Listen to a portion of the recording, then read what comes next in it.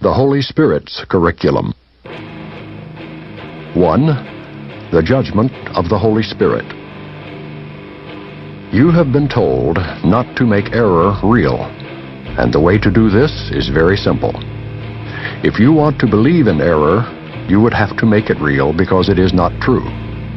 But truth is real in its own right, and to believe in truth, you do not have to do anything. Understand that you do not respond to anything directly, but to your interpretation of it. Your interpretation thus becomes the justification for the response. That is why analyzing the motives of others is hazardous to you. If you decide that someone is really trying to attack you, or desert you, or enslave you, you will respond as if he had actually done so, having made his error real to you. To interpret error is to give it power, and having done this, you will overlook truth. The analysis of ego motivation is very complicated, very obscuring, and never without your own ego involvement. The whole process represents a clear-cut attempt to demonstrate your own ability to understand what you perceive. This is shown by the fact that you react to your interpretations as if they were correct. You may then control your reactions behaviorally, but not emotionally. This would obviously be a split or an attack on the integrity of your mind, pitting one level within it against another. There is but one interpretation of motivation that makes any sense, and because it is the Holy Spirit's judgment, it requires no effort at all on your part. Every loving thought is true. Everything else is an appeal for healing and help, regardless of the form it takes. Can anyone be justified in responding with anger to a brother's plea for help?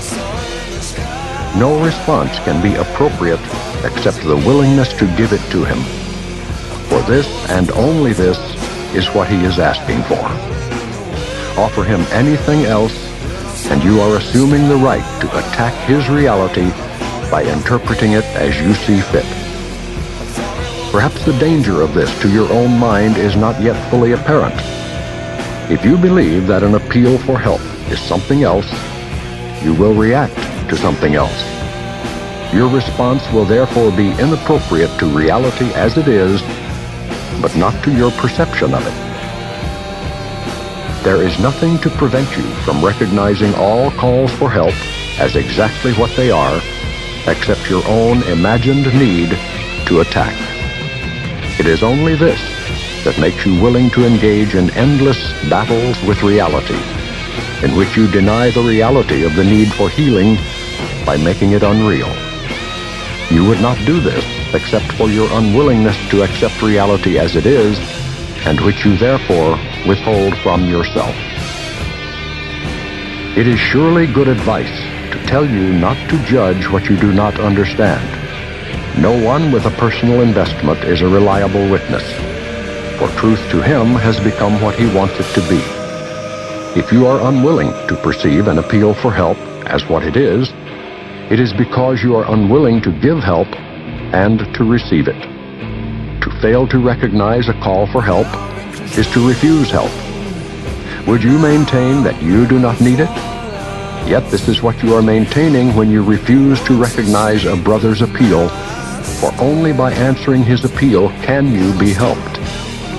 Deny him your help, and you will not recognize God's answer to you.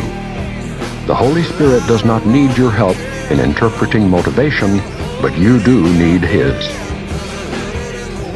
Only appreciation is an appropriate response to your brother. Gratitude is due him for both his loving thoughts and his appeals for help, for both are capable of bringing love into your awareness if you perceive them truly, and all your sense of strain comes from your attempts not to do just this. How simple, then, is God's plan for salvation? There is but one response to reality, for reality evokes no conflict at all. There is but one teacher of reality who understands what it is. He does not change his mind about reality, because reality does not change. Although your interpretations of reality are meaningless in your divided state, his remain consistently true. He gives them to you because they are for you.